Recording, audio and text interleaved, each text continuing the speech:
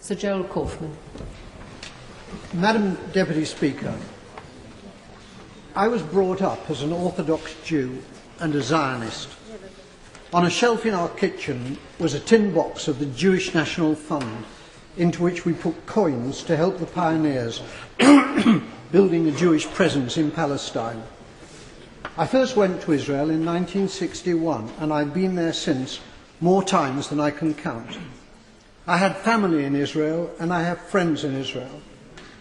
One of them fought in the wars of 1956, 1967 and 1973, and was wounded in two of them.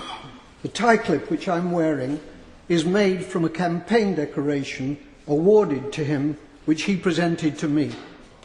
I've known most of the Prime Ministers of Israel, starting with the founding Prime Minister, David Ben-Gurion. Golda Meir was my friend.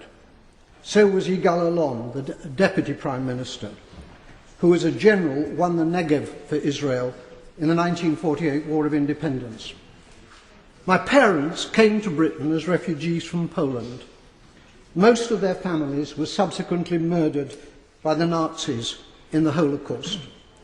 My grandmother was ill in bed when the Nazis came to her hometown of Stachov. A German soldier shot her dead in her bed. Madam Deputy Speaker, my grandmother did not die to provide cover for Israeli soldiers murdering Palestinian grandmothers in Gaza. The present Israeli government ruthlessly and cynically exploit the continuing guilt among Gentiles over the slaughter of Jews in the Holocaust as justification for their murder of Palestinians. The implication is that Jewish lives are precious, but the lives of Palestinians do not count. On Sky News a few days ago, the spokeswoman for the Israeli army, Major Leibovich, was asked about the Israeli killing of, at that time, 800 Palestinians. The total is now 1,000. She replied instantly, 500 of them were militants. That was the reply of a Nazi. I suppose the Jews fighting for their lives in the Warsaw Ghetto could have been dismissed as militants. The Israeli Foreign Minister, Tzipi Livni, asserts that her government will have no dealings with Hamas because they're terrorists.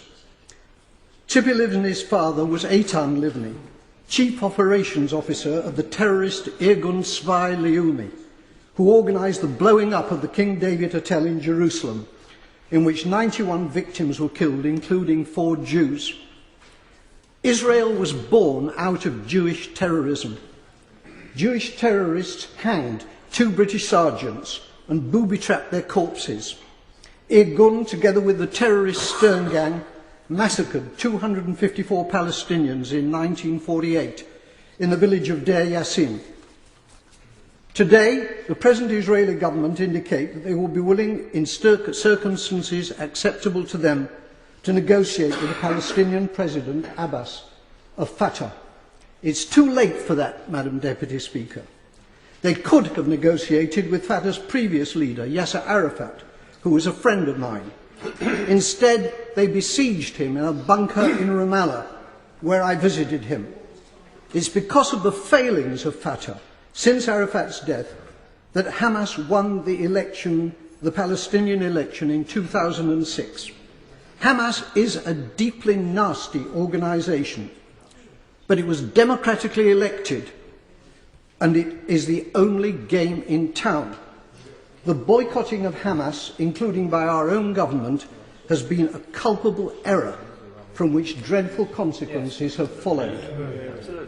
The great Israeli Foreign Minister Abba Eban, with whom I campaigned for peace on many platforms, said, "You make peace by talking to your enemies."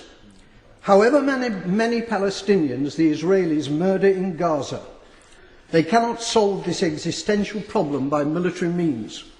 Whenever and however the fighting ends, there will still be 1.5 million Palestinians in Gaza and 2.5 million more Palestinians in the West Bank, who are treated like dirt by the Israelis, with hundreds of roadblocks and with the ghastly denizens of the illegal Jewish settlements harassing them as well.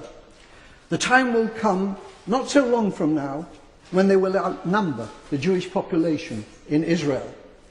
It's time for our government to make clear to the Israeli government that its conduct and policies are unacceptable and to impose a total arms ban on Israel. It is time for peace, but real peace, not the solution by conquest, which is the Israelis' real goal, but which is impossible for them to achieve. They're not simply war criminals, they're fools.